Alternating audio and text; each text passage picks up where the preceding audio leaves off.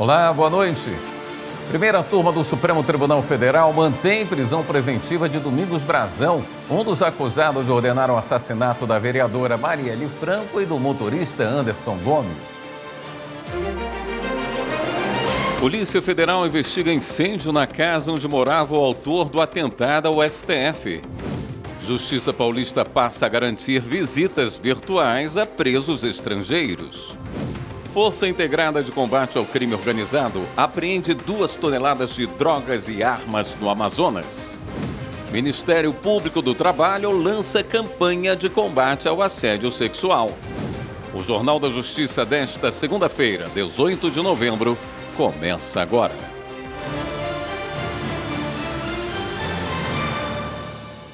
Novas imagens divulgadas pelo Supremo Tribunal Federal mostram detalhes do atentado cometido por Francisco Vanderlei Luiz na Praça dos Três Poderes.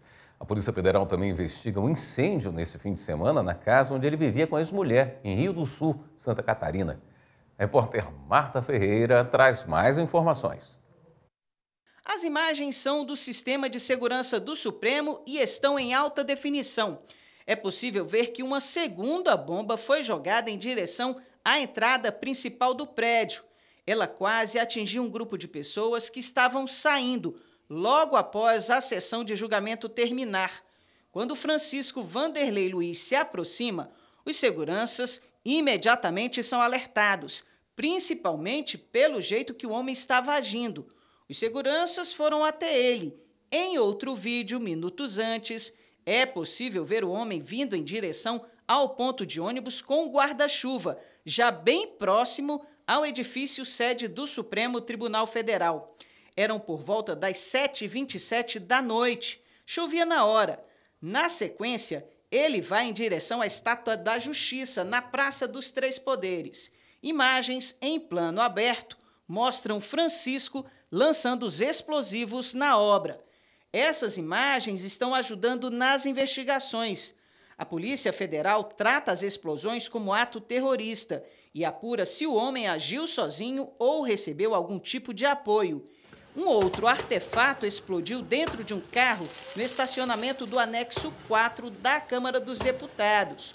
O veículo pertencia a Francisco Vanderlei.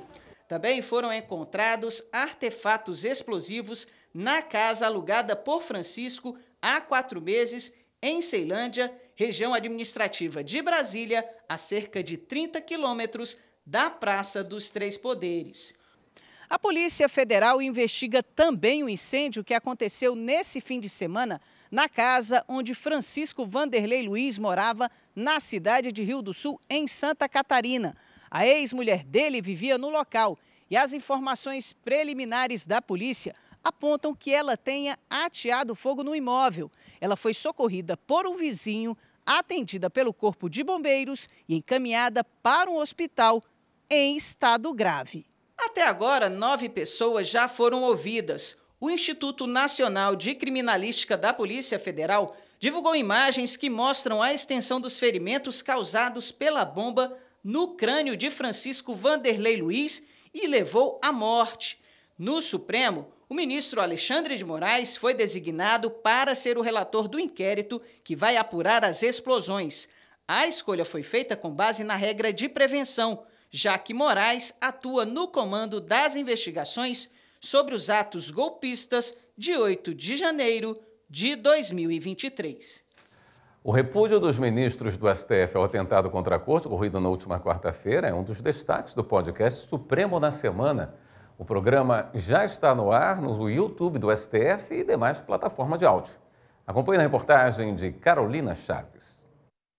O podcast é apresentado por Mariana Brasil, analista de conteúdo para as redes sociais do STF, tem comentários de Mauro Burlamac, jornalista da Secretaria de Comunicação Social do Supremo. Um dos pontos abordados nesta edição foi o atentado contra o prédio da Corte. O ataque foi criticado pelo presidente do STF, ministro Luiz Roberto Barroso, na abertura da sessão da última quinta-feira. Onde foi que nós perdemos a luz da nossa alma afetuosa, alegre e fraterna para a escuridão do ódio da agressividade e da violência. O jornalista Mauro Burlamac comentou as manifestações de outros ministros. O ministro Gilmar Mendes se manifestou também, que é o decano da corte, né? Ele fala também dessa coisa, né, desses atos contra a democracia que vem já acontecendo também, principalmente desde as eleições de 2018 e investidas contra a democracia. O ministro Alexandre de Moraes fala também em perigo de banalizar essas ações que têm acontecido contra a democracia, assim, manifestações fortes dos ministros no plenário. O programa também destaca a audiência pública realizada no Supremo, que discutiu os impactos dos sites de apostas online, conhecidos como bets. O relator, ministro Luiz Fux, determinou a suspensão imediata da publicidade de apostas voltada a crianças e adolescentes e determinou a adoção de medidas por parte do governo federal para impedir o pagamento de apostas com dinheiro de programas sociais como Bolsa Família. Outro tema do podcast é o início do julgamento da ação que trata da redução de mortes em operações policiais no estado do Rio de Janeiro. Até o momento, foram realizadas a leitura do relatório e as sustentações orais. A data para julgamento do mérito ainda não foi definida. A 12ª Vara da Fazenda Pública de São Paulo anulou a reprovação de um candidato a soldado da Polícia Militar que havia sido desclassificado na fase de investigação social. O motivo da reprovação foi a publicação de um símbolo de folha de maconha em uma rede social há mais de 10 anos. A juíza, Paula Miquelito Comete, determinou a reintegração imediata do candidato ao concurso. Regina Souza. A juíza argumentou que o Supremo já decidiu que a participação em eventos como a Marcha da Maconha é uma manifestação legítima da liberdade de expressão, não constituindo apologia ao crime.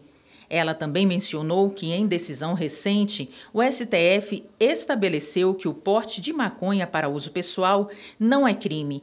Segundo a juíza, a reprovação violou os princípios de legalidade, razoabilidade e liberdade de expressão, justificando a intervenção do judiciário.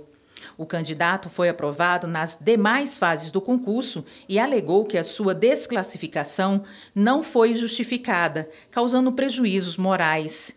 Ele pediu indenização de R$80 mil por danos morais. A Fazenda Pública, por outro lado, defendeu que a exclusão foi baseada na investigação social, que apontou falta de requisitos para o cargo. A juíza negou a indenização, afirmando que a reprovação foi apenas um mero dissabor e não justifica a compensação por danos morais. Comete considerou desproporcional reprovar o candidato apenas pela publicação antiga, que não configura comportamento inadequado.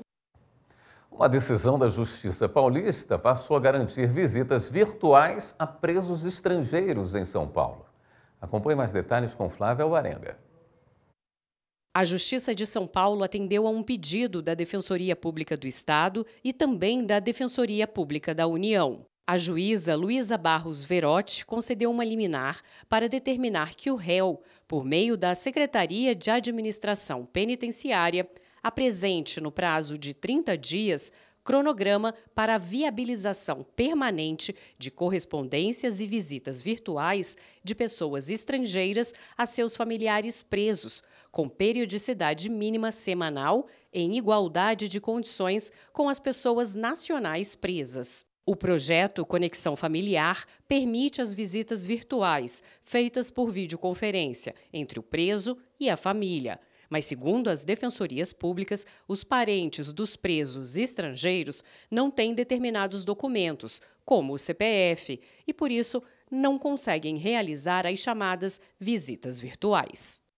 No próximo bloco, o Supremo Tribunal Federal mantém a prisão preventiva de Domingos Brazão, um dos acusados de ordenar o assassinato da vereadora Marielle Franco e do motorista Anderson Gomes. E ainda, o plenário virtual do Supremo reafirma que o Estado não tem o dever de indenizar candidatos pelo adiamento de concurso público em função da pandemia de Covid-19. Voltamos já.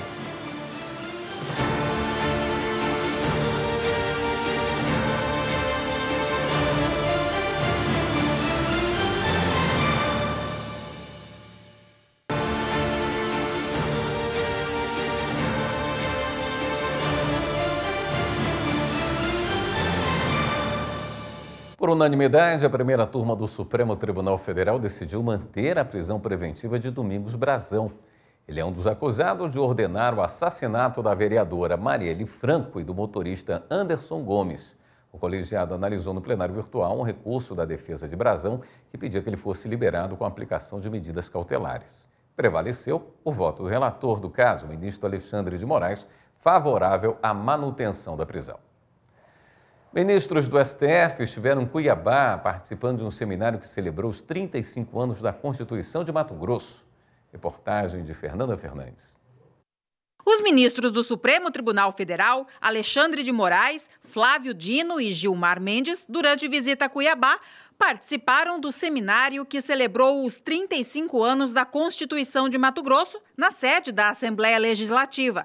A programação contou com palestras que abordaram a evolução, desafios e perspectivas futuras para fortalecimento dos direitos fundamentais e do Estado Democrático de Direito. Se nós pegarmos todos os índices relacionados à melhoria de condição humana, de vida, após a Segunda Grande Guerra, nós poderíamos tranquilamente afirmar que nenhum outro regime fez tanto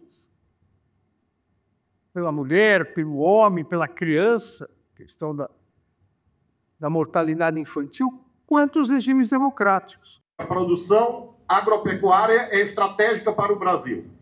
Claro que é. E por isso mesmo, ela deve ser feita com sustentabilidade.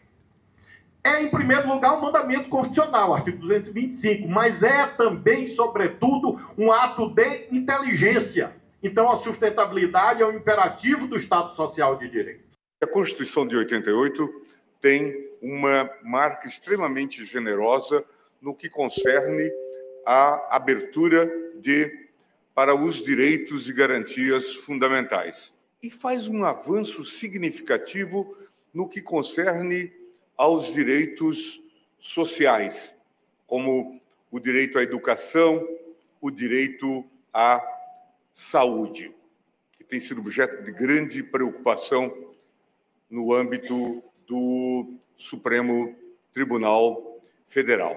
Na plateia, deputados, servidores públicos, acadêmicos e profissionais do direito. Magistrados de Mato Grosso também participaram do encontro, que foi promovido pela Academia Brasileira de Formação e Pesquisa.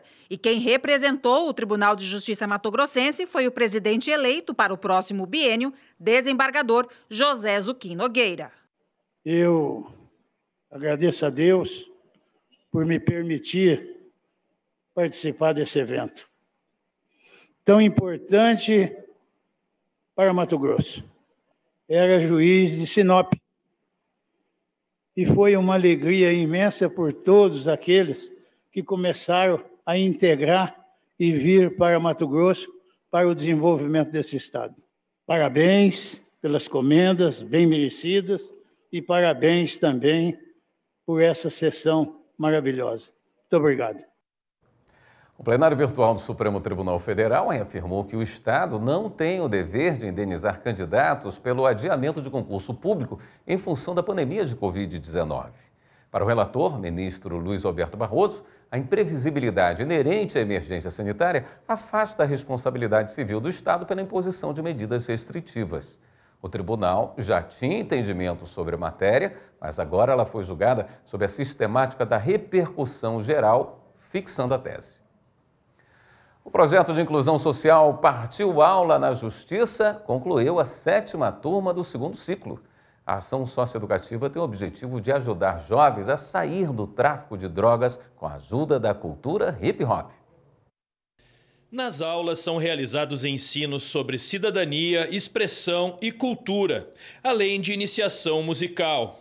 Gabriel Job é produtor audiovisual e oficineiro do projeto, um dos responsáveis pela aplicação do conteúdo educacional e realização das atividades de ressocialização e conscientização. Aqui a gente funciona com 5 encontros, né? Os jovens chegam aí depois de ter cometido algum ato infracional, né? Mais decorrente pelo tráfico, né? Que é onde a gente atua mais aqui. A gente faz 5 encontros com os jovens, onde aqui eles escrevem uma música, onde a gente produz um videoclipe, onde a gente conversa assuntos sobre machismo, sobre preconceito, sobre racismo, sobre violência. E aí a gente consegue estar também desmistificando esses temas que às vezes os jovens não param para conversar. Um vídeo de um rap produzido durante as aulas pelos adolescentes foi apresentado pelos participantes. O juiz Charles Maciel Bittencourt coordena o projeto e destacou a importância do aprendizado dos adolescentes e o sentimento de mudança que eles demonstram durante as atividades. Estamos mais uma turma, a 7ª, e os números cada vez mais nos animando, seguimos satisfeitos com os resultados que estamos tendo, mas o mais importante é a formatura, é a conclusão de uma etapa que os jovens estão passando agora e a possibilidade de seguir uma nova caminhada. A cerimônia de formatura foi no CIACA, o Centro Integrado de Atendimento da Criança e do Adolescente. As monitoras que recebem uma remuneração vieram das edições anteriores para cooperar. Para mim, quando eu participei, foi uma coisa boa. Mudou bastante meus pensamentos sobre o que eu achava ou o que eu deixei de achar. Foi bom até poder ajudar o próximo, poder participar, poder ser monitora também agora. A seguir, em Alagoas, quem tem pet já pode registrar a guarda dos bichinhos. E Força Integrada de Combate ao Crime Organizado apreende 2 toneladas de drogas e armas no Amazonas.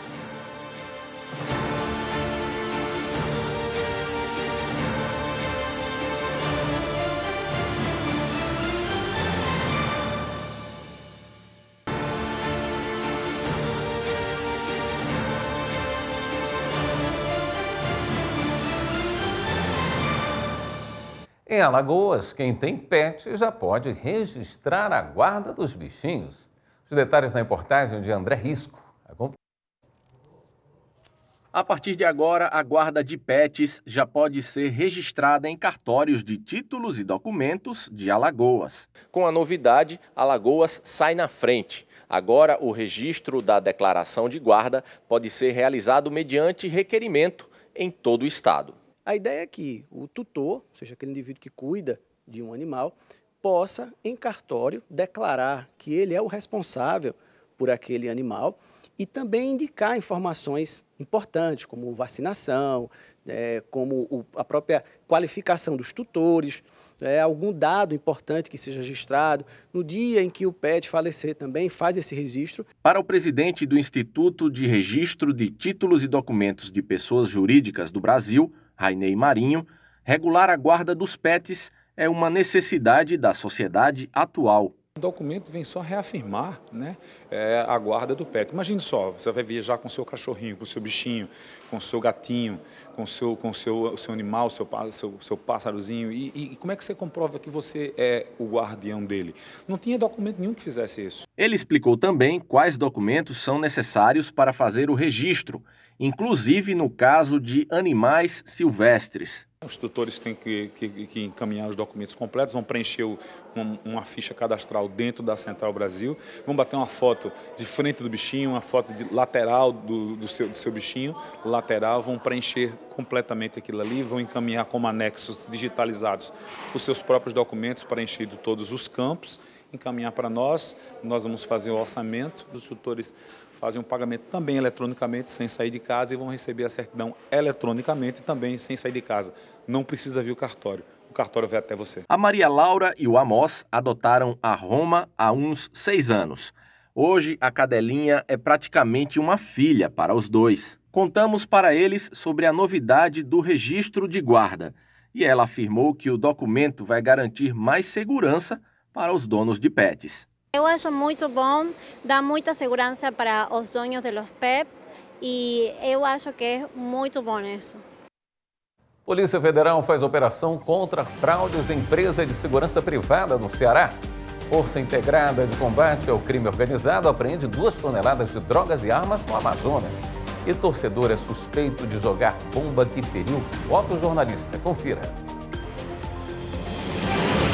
Foi preso em Belo Horizonte, Minas Gerais, um homem suspeito de atirar a bomba que feriu um fotógrafo na Arena MRV no jogo Atlético e Flamengo pela final da Copa do Brasil, no último dia 10 de novembro. Segundo a Polícia Civil, foi encontrada a roupa que ele usava e a sacola que carregava no dia do jogo, além do celular. A polícia busca agora identificar o local onde a bomba foi comprada. Foram analisadas imagens de mais de 300 câmeras internas da arena que permitiram identificar o trajeto do suspeito e o momento exato do arremesso do artefato explosivo. A prisão foi por tentativa de homicídio. A Polícia Federal investiga fraudes no fechamento de uma empresa de segurança privada no Ceará. Foram cumpridos 3 mandados de busca e apreensão em Fortaleza e 1 em Aquiraz, expedidos pela Justiça Federal do Estado. As investigações identificaram suspeitas de fraudes nos documentos que indicavam o extravio simultâneo de 98 armas e 120 coletes balísticos da empresa. A Polícia Federal apreendeu documentos, munições, mídias e celulares dos suspeitos. Os envolvidos podem responder por crimes de falsidade ideológica, inserção de dados falsos em sistemas de informações e omissão de cautela no armamento e acessórios da empresa. Em Coari, no Amazonas, a Força Integrada de Combate ao Crime Organizado apreendeu 2 toneladas de drogas e armas. A ação ocorreu após uma identificação de uma lancha transportando a carga escoltada por criminosos armados.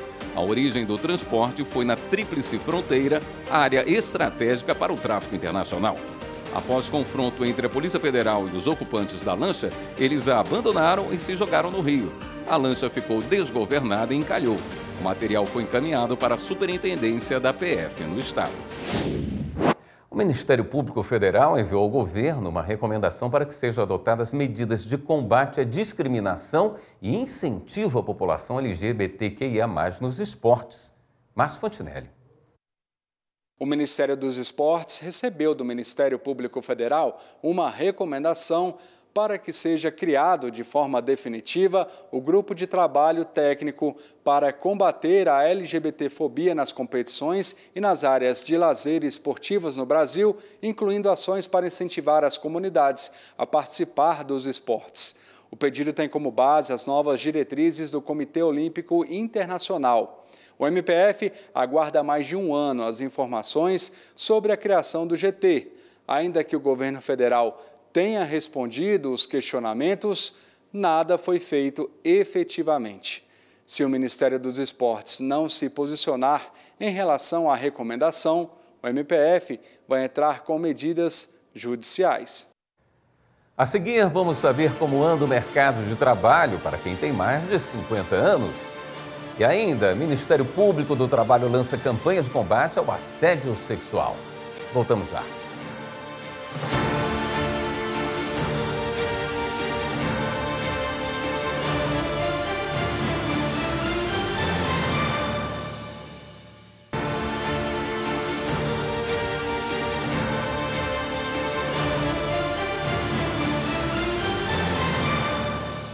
A Suprema Corte validou o prazo máximo de 30 minutos para atendimento ao público nos cartórios do Espírito Santo. Quem tem os detalhes é a repórter Viviane Novaes. O governador do Espírito Santo, Renato Casagrande, ajuizou uma ação contra a lei estadual que prevê o prazo máximo de 30 minutos para os cartórios atenderem o público. Ele alegou que a legislação acrescentou conteúdo diferente do previsto no projeto de lei original do Tribunal de Justiça do Estado. O relator da ação, ministro Alexandre de Moraes, disse que a regra passou a compor a proposta original por meio de emenda parlamentar. O ministro afirmou que o prazo máximo de atendimento é razoável, segue o princípio da eficiência e beneficia pessoas que buscam serviços de cartório. O Supremo confirmou a validade do prazo de 30 minutos. Por outro lado, os ministros invalidaram o trecho da mesma lei que garante a equiparação de cargo dos escreventes ao dos analistas judiciários especiais. O assédio sexual no ambiente de trabalho aumentou quase 30% em relação ao ano passado. Para alertar que a prática é crime, o Ministério Público do Trabalho lançou campanha para conscientizar a população. Acompanhe na reportagem de Carolina Chaves. O Anuário Brasileiro de Segurança Pública apontou que houve um aumento de 28,5% dos casos de assédio sexual no ambiente de trabalho neste ano. As mulheres negras e de baixa renda são as principais vítimas. O aumento de casos desse tipo de assédio no trabalho é em razão das denúncias que cresceram. De acordo com as informações, a maior parte dos assediadores está em cargos superiores que usam a condição para constranger e ameaçar. 1 em cada 6 vítimas de assédio sexual pede demissão do trabalho e mais de 35% vivem sob constante medo. Por essas razões, o Ministério Público do Trabalho criou a campanha de combate ao assédio sexual no ambiente de trabalho. As ações do MPT pretendem conscientizar que o assédio é crime, com pena prevista de 1 a 2 anos de detenção, previsto no Código Penal. Os exemplos de assédio são condicionar a promoção a favores sexuais, elogiar a aparência física da trabalhadora, perseguir ou vigiar a vida privada por telefone ou pelas redes sociais, constranger, humilhar e realizar brincadeiras de cunho sexual. Os casos de assédio sexual são julgados pela Justiça Comum, mas quando comprovado o ato ilícito na relação de trabalho, cabe à Justiça do Trabalho analisar o caso. As empresas são obrigadas a manter um ambiente de trabalho saudável, livre de qualquer forma de violência e, por isso, também pode ser responsabilizada pelo prejuízo causado ao trabalhador. Você vai saber agora como é o mercado de trabalho depois dos 50, 60 anos. O Tribunal Regional do Trabalho de Goiás fez uma reportagem especial sobre o assunto. Acompanhe com Marina Fernandes. Realidade que essas 3 mulheres vivem em uma escola de Goiânia. Começando pela proprietária e diretora, Jocelina Paiva, que aos 75 anos continua na ativa com muita energia e amor pelo trabalho. Jocelina tem um quadro com 20 funcionários, entre eles 5 com mais de 50 anos. Para ela, a experiência das profissionais conta muito no dia a dia de trabalho. Mas eu gosto de contratar pessoas com mais responsabilidade, mais experiente, porque como é para trabalhar com crianças precisam de professoras com paciência, alegres, criativas. Maria Augusta, de 51 anos, relata que há 10 anos passou pela experiência de procurar recolocação no mercado de trabalho. Imagina que se a mesma situação acontecer hoje, ela teria muita dificuldade em conseguir uma vaga. Pedi, para poder sair, a diretora na época me falou. E eu tinha menos de 40, Ela falou assim, mas você tem que pensar bem, Porque hoje em dia, se eu chegasse um currículo aqui, uma pessoa de 40 e outro de 20, eu ia ficar com as de 20, Mas só que eu não me dei ouvido, E ainda consegui aqui. Mas hoje, para a gente arrumar, eu acho que seria mais difícil. Mas a realidade no mercado de trabalho global tem sido diferente. Ao menos é o que indica uma pesquisa que apontou. Em 2031, os trabalhadores com 55 anos ou mais serão ao menos 25% da força de trabalho nos países do G7, as principais economias do planeta: Estados Unidos, Canadá, Reino Unido, Alemanha, Japão, França e Itália. Um salto de quase 10% em relação a 2011. Amanda Manzi, psicóloga que trabalha há mais de 20 anos com psicologia organizacional, já observa na prática que o mercado de trabalho vive sim essa mudança em relação à contratação de profissionais com mais idade. Apesar de reconhecer a dificuldade de recolocação no mercado para profissionais mais experientes, Amanda pontua algumas dicas que podem facilitar até mesmo a encontrar vagas específicas para a terceira idade. Nós temos uma série de empresas, principalmente as grandes empresas brasileiras e multinacionais que atuam no nosso país, que têm processos específicos para essa mão de obra mais madura. Então, eu acho que a internet é o nosso grande aliado nesse sentido. Então, a minha dica para essas pessoas é usar a internet para captar, para buscar essas vagas, para buscar essas empresas. E nós temos também uma plataforma que se chama Mature, que é uma plataforma específica para conseguir fazer a ponte entre pessoas da terceira idade, 60 anos ou mais, e as empresas que têm programas específicos para a contratação dessa mão de obra. O Superior Tribunal de Justiça tomou decisões para reforçar a defesa e proteção à dignidade da pessoa humana no combate ao tráfico de pessoas. crime que ainda afeta centenas de vítimas anualmente. Repórter Bruno Silveira fez uma reportagem especial sobre o tema. Acompanhe. É uma situação muito difícil que nós sofremos lá dentro, porque nós fomos para se recuperar, da droga, fomos para se tratar. Chegando lá, a gente era obrigado a trabalhar, a gente era obrigado a dormir num quarto cheio de percevejo, condições desumanas, alimentação precária, alimentação vencida, cheio de rato na cozinha, cheio de percevejo, mordia nosso corpo. Se a gente errasse, ele travasse nosso dinheiro todinho. Foi uma coisa que fica na minha mente, vai ficar para sempre. Eu pensava que nunca ia passar por isso. E eu passei. E eu não desejo isso para ninguém. Lei 13.344, de 2016. Artigo 149-A.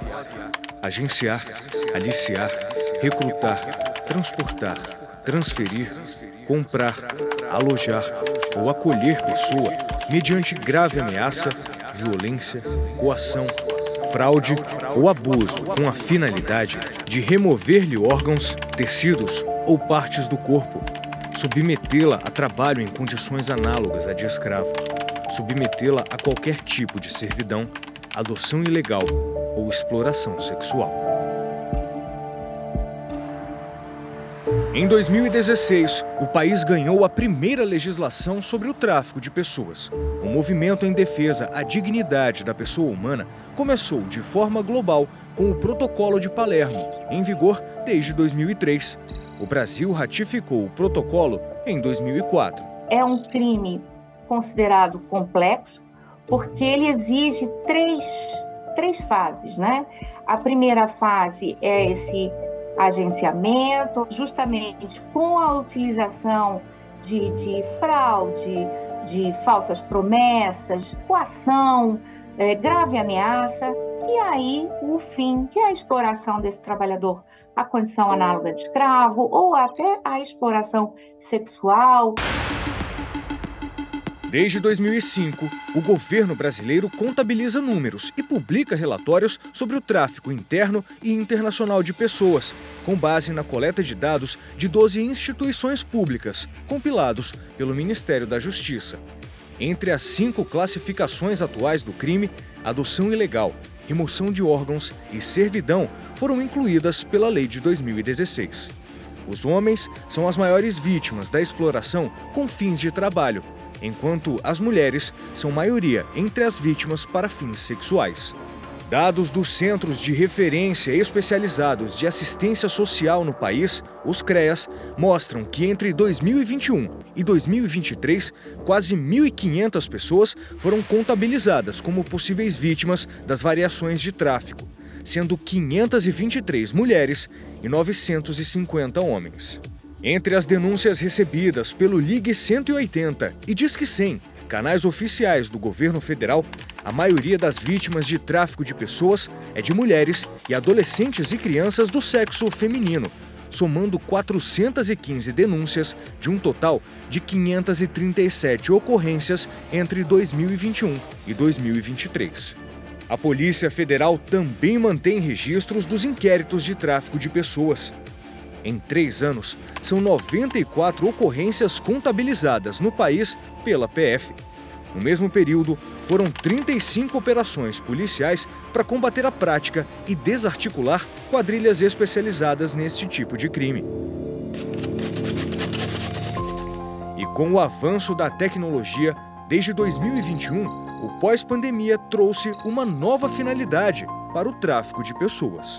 Para fins de cometimento de delitos virtuais, sobretudo ali no Sudeste Asiático, que é uma região que despontou aí no pós-pandemia por ter havido essa migração dos negócios ilícitos também para o ambiente virtual, né, já que a pandemia impôs uma série de restrições de deslocamento e locomoção. Mas o registro de casos de tráfico de pessoas ainda encontra desafios para montar um panorama real da dimensão do crime no país. É muito comum a gente ouvir relatos de parceiros da sociedade civil de que as vítimas não querem mais falar dessa história, não querem reviver aquele sofrimento. preferem apagar aquilo e seguir em frente. O ordenamento jurídico brasileiro foi avançando ao lado da legislação. Desde 2018, por exemplo, o tráfico de pessoas foi inserido no processo judicial eletrônico pelo CNJ. Com a inclusão desses casos, é possível padronizar terminologia de classes, assuntos, movimentação e documentos, deixando mais célere a tramitação dos casos. E aqui no STJ, decisões de ministros e colegiados reforçam a proteção e a defesa, a dignidade de vítimas.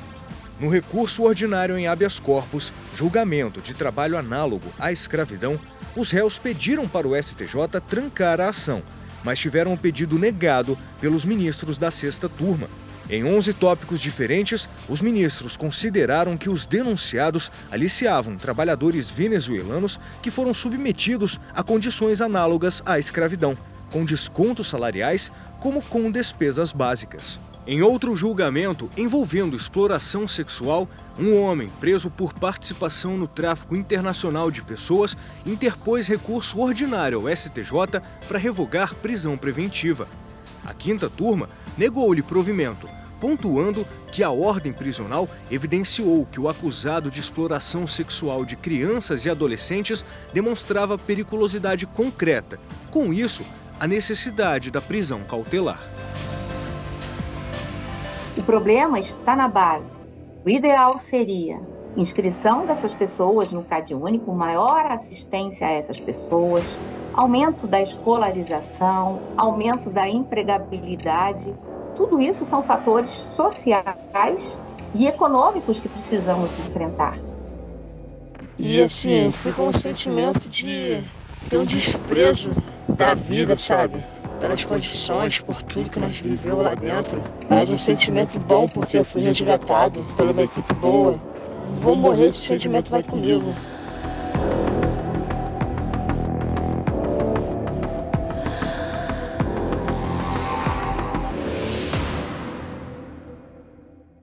A seguir, Superior Tribunal de Justiça decide que multa do Estatuto da Criança e do Adolescente por descumprimento de ordem judicial não se limita a pais ou responsáveis.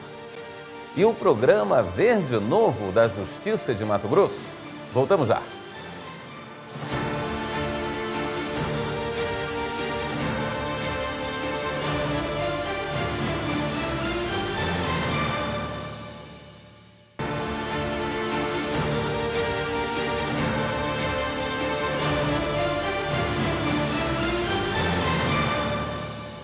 A 4ª turma do Superior Tribunal de Justiça decidiu que multa do Estatuto da Criança e do Adolescente por descumprimento de ordem judicial não se limita a pais ou responsáveis.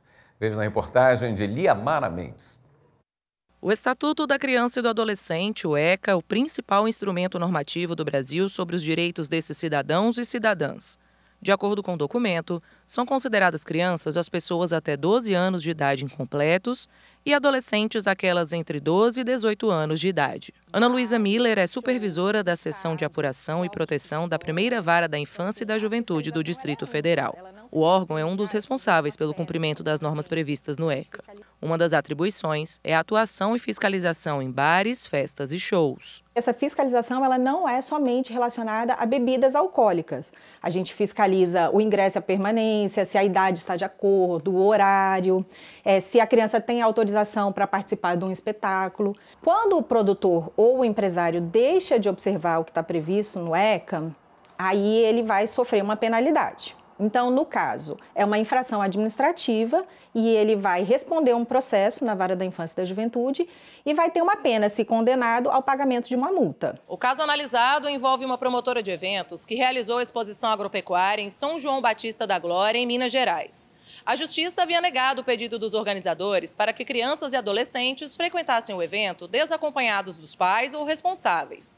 No entanto, após agentes do Comissariado da Infância e da Juventude encontrarem menores ingerindo bebidas alcoólicas no local, a empresa foi condenada a pagar multa. O Tribunal de Justiça de Minas Gerais manteve a decisão por avaliar que o artigo 249 do ECA admite a aplicação de sanção a qualquer pessoa que descumpra a ordem de autoridade judiciária do Conselho Tutelar. A empresa recorreu ao STJ. O relator, ministro Antônio Carlos Ferreira, destacou que a limitação quanto aos sujeitos passivos seria contrária à finalidade do Estatuto, que busca garantir a proteção integral dos direitos da criança e do adolescente. Para o relator, o artigo em questão deve ser interpretado de forma abrangente, aplicando-se a qualquer pessoa física ou jurídica que desrespeite ordens da autoridade judiciária ou do Conselho Tutelar. O voto foi acompanhado por unanimidade. Com isso, o colegiado da 4ª turma negou o provimento ao recurso especial e manteve a multa. O Tribunal Regional Federal da 1ª Região entendeu que posto de gasolina é responsável pela qualidade do combustível comercializado. A reportagem é de William Nascimento.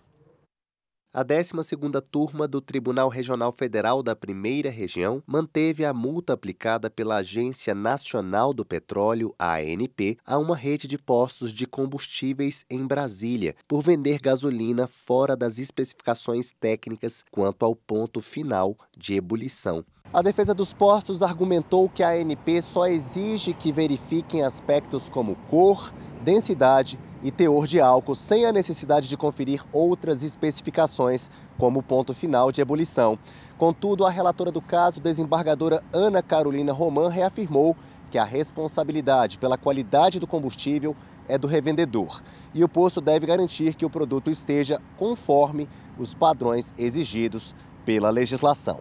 A decisão do colegiado foi unânime e a apelação da empresa rejeitada, confirmando assim a aplicação da multa. A 5ª turma do Superior Tribunal de Justiça entendeu que crime continuado não impede celebração de acordo de não persecução penal. A repórter Jéssica Castro explica para a gente.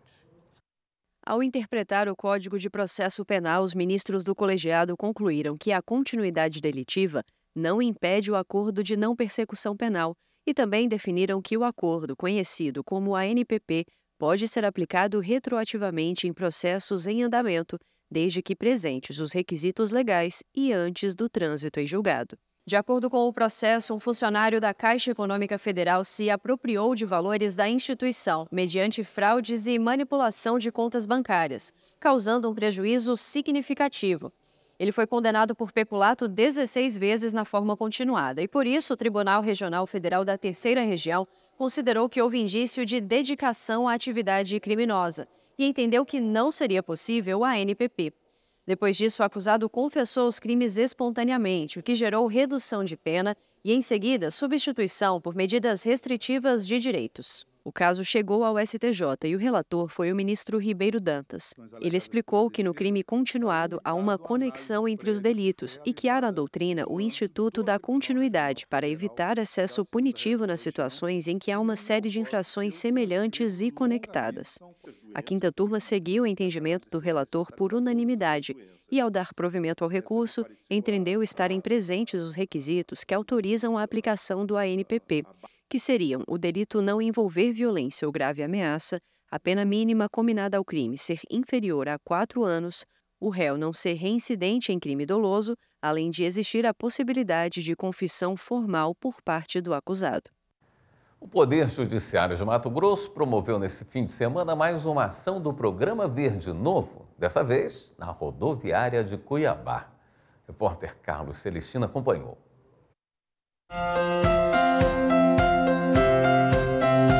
Manhã de sábado e o jardim em torno do viaduto que cruza a Avenida Miguel Sutil ficou assim, cheio de voluntários e parceiros do Programa Verde Novo do Poder Judiciário de Mato Grosso em mais uma ação de plantio de mudas de árvores nativas e frutíferas. A ideia é que a gente possa fazer aqui um plantio de 400 mudas, é que a gente possa criar uma espécie de floresta urbana nas 4 alças de acesso da rodoviária, para que isso possa contribuir com a biodiversidade, com redução de calor e com aumento de umidade relativa do ar. O Everson trouxe a esposa e as filhas para realizar o plantio de árvores. Uma experiência inédita para essas pequenas que já sabem sobre quais são os benefícios dos cuidados com a natureza. Eu acho bem legal porque a gente cuida bem do meio ambiente, fica mais cheiroso o meio ambiente, não fica tanto queimados. Trazer as crianças é para mostrar a importância desse trabalho. A gente já observa aqui onde a gente está, plantio de 2020. E esse plantio que a gente está fazendo agora, daqui 2, 3 anos, a gente vai colher o fruto. Outras famílias também trouxeram as crianças para ensinar os pequenos sobre a importância de arborizar espaços urbanos. E o intuito não é só plantar árvore, é plantar uma sementinha na cabeça das pessoas para que elas possam voltar a plantar árvores, a cuidar das árvores, para que a gente possa ter uma cidade melhor, mais verde e com um clima mais ameno. Eu acho que a importância da arborização é muito relevante devido ao clima também da cidade, né? E também já incentivar o pequeno, né, a se interagir com a natureza, com a importância, né, de arborização para a cidade. A Marciane se ajoelhou no chão e colocou as mãos na terra. O empenho dela tem um porquê. Nosso objetivo é voltar a ser a nossa cidade verde. Então isso aqui é um objetivo nosso que a gente quer concretizar e quer estar junto com o Poder Judiciário e junto com a população de Cuiabá. E para encerrar essa matéria, eu recebi uma missão. Como um bom repórter, hoje vai colocar a mão na massa, vai mostrar que sabe plantar uma árvore. Bora, Carlos? Então vamos lá para a missão. E com as instruções do Danilo, eu também realizei o plantio da minha primeira muda de árvore na cidade de Cuiabá. Aprovado no teste?